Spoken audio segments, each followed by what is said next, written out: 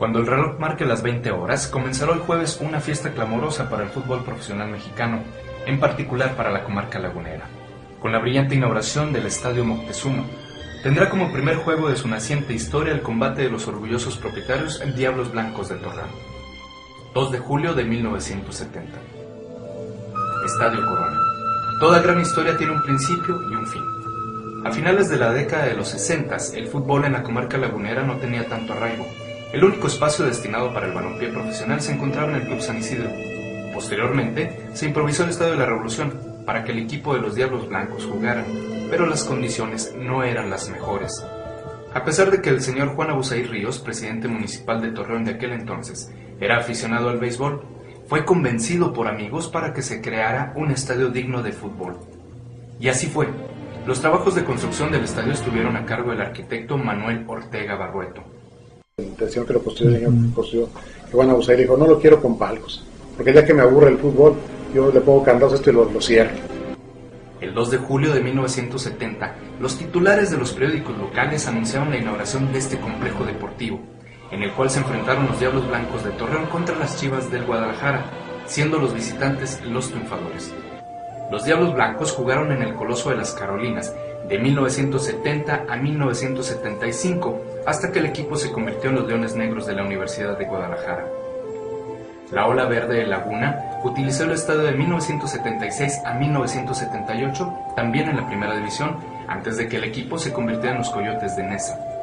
Lo más interesante es que su servidor fue hasta dueño de una partecita del Estadio Corona, porque Juan Abuzaí, cuando lo vendió, me dio una sorpresa a mí, me dijo, vamos a hacer la escritura del Estadio Corona, que se lo estoy vendiendo a Salvador Necochea, a varias personas, y entre esas personas quiero que figure Miguel Ángel Rodas como socio, con una acción, en premio a que él luchó mucho para que regresara el fútbol.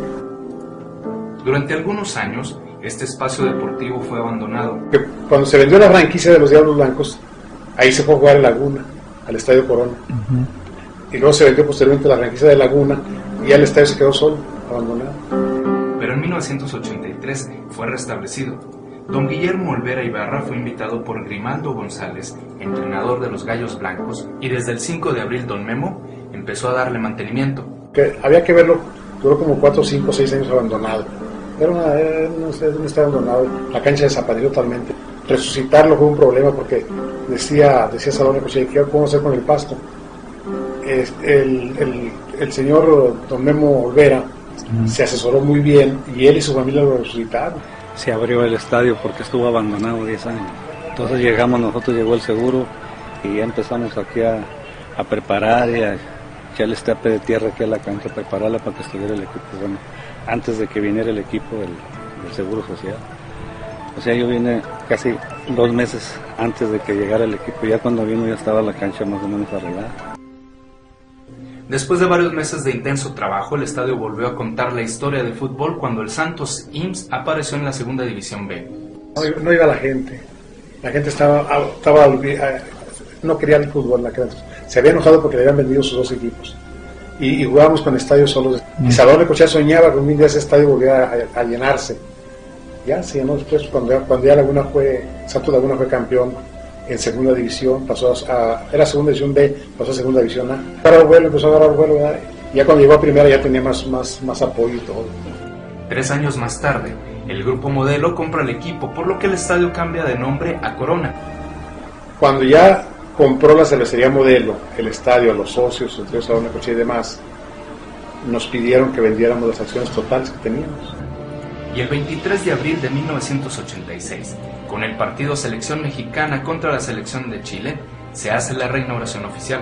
Y luego me tocó a mí la dicha de ver que el estadio se fue transformando poco a poco. Me tocó ver la dicha de cuando ya lo agarró la cervecería, que lo fue transformando y lo fue haciendo mejor, ¿verdad? Otras fechas han quedado grabadas en este gran estadio, que ha albergado 6 finales.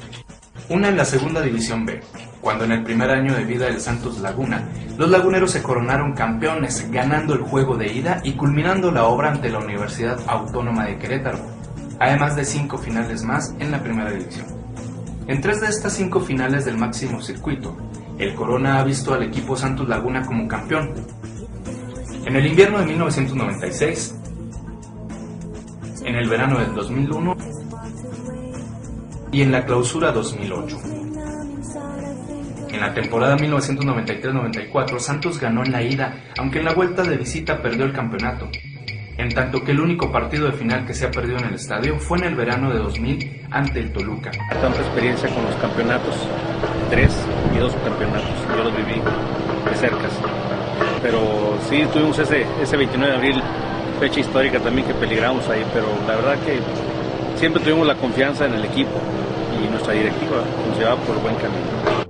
Este 1 de noviembre, la Casa del Dolor Ajeno apagó sus luces tras el encuentro de Santos Laguna contra el Pumas. Se cierra un ciclo en la historia de los guerreros y su afición, pero se abrirá otro en el territorio Santos modelo.